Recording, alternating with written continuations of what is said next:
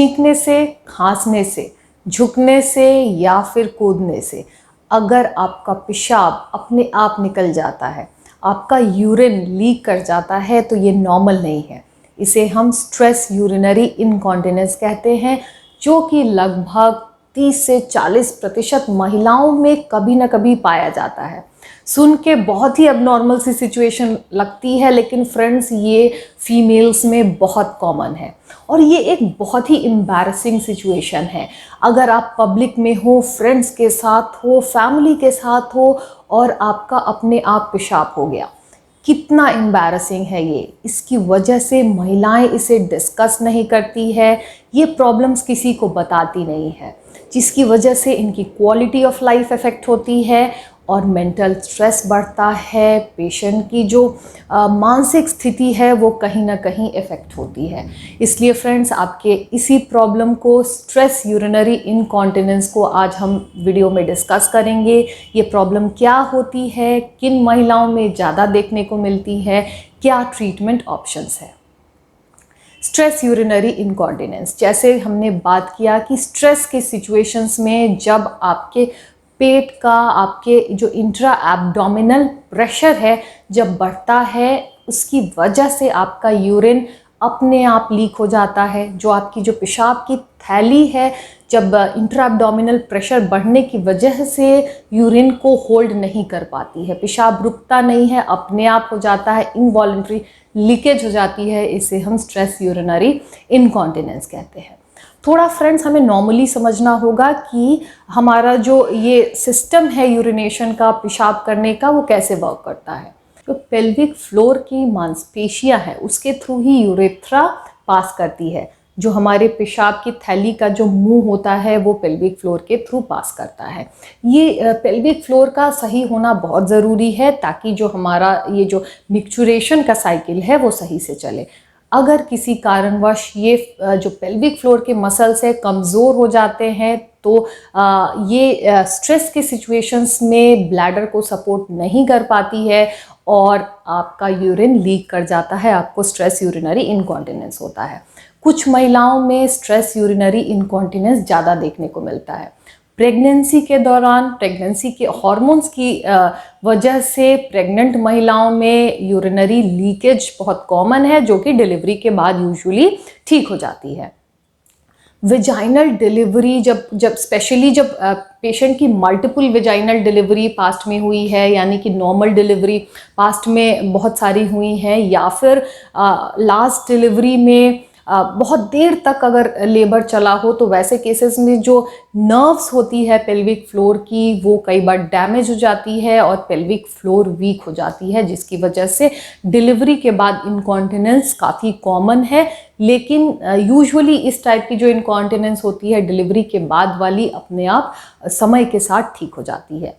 Menopause के बाद, रजोनी वृत्ति के बाद जब महिलाओं में ईस्ट्रोजन की हार्मोन की कमी हो जाती है तो ये वीकनेस की वजह से, हार्मोन की कमी की वजह से पेल्विक फ्लोर की जो स्ट्रेंथ है वो कम हो जाती है और इनकॉन्टिनेंस पोस्ट मेनोपॉजल महिलाओं में SUI बहुत कॉमन है। ओबीज महिलाओं में, जिनका वेट ज़्यादा है, वैसी महिलाओं में भी इनकॉन्टिनेंस बहुत कॉमनली पाया जाता है।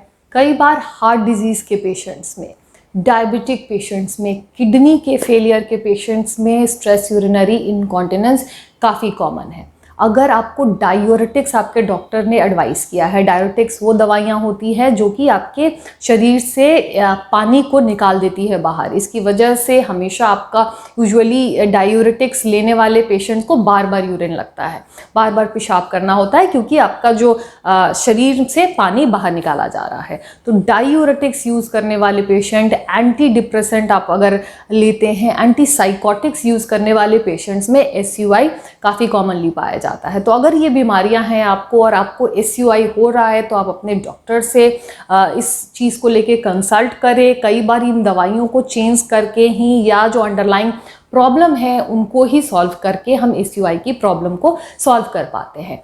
कई बार बहुत समय तक आपको लंबी खांसी है या फिर बहुत समय से आपको कब्ज़ या कॉन्स्टिपेशन की शिकायत है, वैसे केसेस में क्या होता है कि हमेशा आपका धीरे धीरे जो है एब्डोमिनल प्रेशर ज़्यादा रहता है, जिसकी वजह से आपको SUI लंबे समय के बाद SUI हो जाता है। तो इन कफ को ट्रीट करके, आपके कॉन्स्टिपेशन को ट्रीट करके ही हम SUI को ट्रीट कर सकते हैं।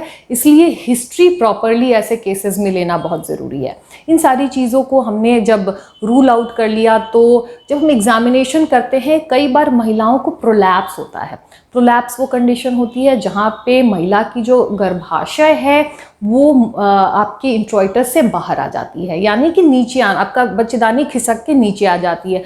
यूजुअली मल्टीपल प्रीवियस बर्थ के केसेस में ये महिलाओं में देखा जाता है। तो जब बच्चेदानी आती है, साथ में सामने सिस्टोसील हो जाता है और पीछे रेक्टोसील हो जाता है।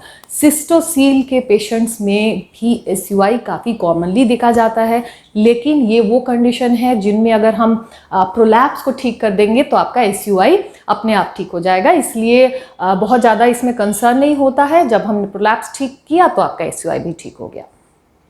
कई बार यूरिन की इन्फेक्शन की वजह से भी आपको यूरिनरी इनकॉन्टिनेंस हो जाता है। इसलिए जब भी SUI के पेशेंट्स हमारे पास आते हैं तो हम पहले यूरिन की कल्चर सेंसिटिविटी कराते हैं। अगर यूरिन में कोई इन्फेक्शन आया, उसे पहले हम ट्रीट करते हैं। मोस्ट ऑफ द केसेस में यूरिन के इन्फेक्शन ट्रीट करने के बाद SUI ट्रीट हो जाती है। और अगर उसके बाद भी SUI ट्रीट नहीं होती है, then we start the further treatment of stress urinary incontinence, जिसके बारे में अब हम डिस्कस करेंगे। तो फ्रेंड्स, स्ट्रेस यूरिनरी इनकॉन्टिनेंस की जो ट्रीटमेंट है वो हम 3 पार्ट में डिवाइड कर सकते हैं। First, behavioural therapy. Second, non invasive therapy, जहाँ पे यानी नॉन सर्जिकल ट्रीटमेंट और सर्जिकल ट्रीटमेंट। सबसे पहले बिहेवियरल थेरेपी हम अपने लाइफ में, लाइफस्टाइल में कुछ चेंजेस करके SUI के एपिसोड्स को कम कर सकते हैं, यानी इनकॉन्टिनेंस के एपिसोड को कम कर सकते हैं। मेनी एट टाइम्स ये ट्रीट भी हो जाती है। सबसे पहले आपको आपकी ब्लैडर डायरी मेंटेन करनी है। आप कितना पानी पीते हो, कब कब यूरिन पास करते हो और कितने बार दिन भर में आपको इनकॉन्टिनेंस होता है। एक चीज़ आप अपने लाइफ में चेंज कर सकते हो सबसे पहले, कि पानी थोड़ा सा रेस्ट्रिक्ट कर सकते हैं। डिहाइड्रेट नहीं हो जाना है फ्रेंड्स। अपनी जितनी रिक्वायरमेंट है उतना पीजिए, एक्सेसिव नहीं पीना है। थोड़ा सा अपने फ्लूइड इंटेक को रेस्ट्रिक्ट करें। चाय कॉफ़ी बंद करें। यूजुअली चाय कॉफ़ी पीने से जो आपका पेशाब का अमाउंट है बढ़ जाता है और SUI के चांसेस बढ़ जाते हैं। इसलिए चाय कॉफ़ी अवॉइड करें। अपने वेट को रिड्यूस करें। और एक आप ब्लैडर ट्रेनिंग हम देते हैं SUI के पेशेंट्स में। SUI की महिलाओं में एक ब्लैडर ट्रेनिंग चीज़ है जिससे कि आपको बहुत आराम मिलेगा। करते क्या है कि पहले हम शुरुआती टाइम में आपको एक टाइम पे हमेशा यूरिन पास करने को कहेंगे। आपको यूरिन नहीं लगी, आपको पेशाब नहीं लगी हुई है, फिर भी आपको पास करना है। अगर आपको बहुत ज़्यादा इनकॉन्टिनेंस की प्रॉब्लम है तो हम पेशेंट को आधे घंटे से 1 घंटे के बीच में हमेशा यूरिन पास करने के लिए कहते हैं। यानी हर आधे घंटे पे आपको यूरिन पास करना है जाके। फिर धीरे धीरे करके उस ड्यूरेशन को बढ़ाएं। 1 सप्ताह हमने आधे आधे घंटे पे आपको बोला, फिर अगले सप्ताह 1-1 घंटे पे बोलेंगे, उसके बाद 2-2 घंटे पे। जब ये टाइम्ड यूरिन पास करने से ये आपका जो ब्लैडर है वो धीरे धीरे करके ट्रेंड हो जाती है और आपको आदत हो गई हर 2 घंटे पे आप यूरिन पास कर लेते हो, जिसकी आपका ब्लैडर कभी बहुत ज़्यादा एक्सेसिव फुल नहीं होगा। आपको SUI के एपिसोड्स कम हो जाएंगे। मोस्ट ऑफ द टाइम ये ट्रीट भी हो जाती है। ब्लैडर ट्रेनिंग के बाद एक बहुत ही अच्छी ट्रीटमेंट है, वो है Kegels exercises, pelvic floor muscle training. जैसे हमने बात की कि पेल्विक फ्लोर के मसल्स की कमज़ोरी की वजह से आपको यूरिनरी इनकॉन्टिनेंस यूजुअली होता है। तो अगर हम ऐसी एक्सरसाइज करें जिससे कि आपकी पेल्विक फ्लोर की मसल्स टोन्ड हो जाए, टाइट हो जाए, उनकी वापस जो पावर है उनको वापस मिल जाए, तो आपका कॉन्टिनेंस भी नॉर्मल हो जाएगा। आपको अपने आप यूरिन की लीकेज की प्रॉब्लम सॉल्व हो जाएगी। इनफैक्ट जो महिलाएं अच्छे से कीगल्स एक्सरसाइज करती हैं, most of them gets treated in 2 to 3 months। But yes, सही तरीके से एक्सरसाइज करना बहुत ज़रूरी है। पेल्विक फ्लोर की मसल्स ऐसी हैं जो आपके प्राइवेट पार्ट में है, दिखती नहीं है, इसलिए आप सही कर रहे हो या नहीं ये आप बहुत अच्छे से फील कर सकते हो और इसको सही तरीके से करना बहुत ज़रूरी है। करना क्या है? पेल्विक फ्लोर की मसल्स आपके पेशाब के रास्ते को, आपके लैट्रिन के रास्ते को और आपके योनि मार्ग को जो ओपनिंग है वो प्रोवाइड कर रही है। तो ये मसल्स उसी के अराउंड है। आपको करना ये है कि आपको आपके पेशाब के रास्ते को और आपके मल मार्ग को टाइट ऊपर की तरफ, आपके नाभि की तरफ खींचना है। जैसे कि आपने अगर मान लो आपको हवा पास करनी है तो आप नहीं पास कर सकते हो, आप पब्लिक में हो, तो किस तरीके से आप अपने एनस को रोक लेते हो, टाइट कर लेते हो ताकि एयर पास ना हो। सिमिलरली आपको उस रास्ते को टाइट कर लेना है, नाभि की तरफ खींचना है। पेशाब लगी है, बाथरूम अवेलेबल नहीं है, तो हम कैसे अपने यूरेथ्रा को रोक लेते हैं कि नहीं, हमें यूरिन पास नहीं करना है। सिमिलरली आपको जो पेशाब का रास्ता है उसे टाइट कर लेना है, ऊपर की तरफ खींचना है, पुल करना है 5 से 10 सेकेंड तक। ये पुल करने के लिए जो हमने यूज़ किया वो पेल्विक फ्लोर की मसल्स ही होती है। तो इस तरीके से आपकी जो पेल्विक फ्लोर की मसल्स ज़्यादा काम करती हैं और उनकी पावर रीगेन होती है। ऐसा 5 से 10 सेकेंड तक आपको, एक बार आपने ऊपर खींचा फिर रिलीज़ किया, ऊपर खींचा फिर रिलीज़ किया, इस तरीके से 5 से 10 आप साइकिल एक साथ करें। यानी कि एक सेट में कम से कम आप 10 करें। इनिशियली आपको थोड़ी सी तकलीफ होती है करने में, तो शुरुआती दिनों में आप कम कर सकते हैं, लेकिन एक स्टैंडर्ड जो हम सेट्स बोलते हैं, एक सेट में आपको 10 बार ये प्रोसीजर करना है। एक बार आपने खींचा, रिलीज़ किया, खींचा, रिलीज़ किया, बॉडी को लूज छोड़े।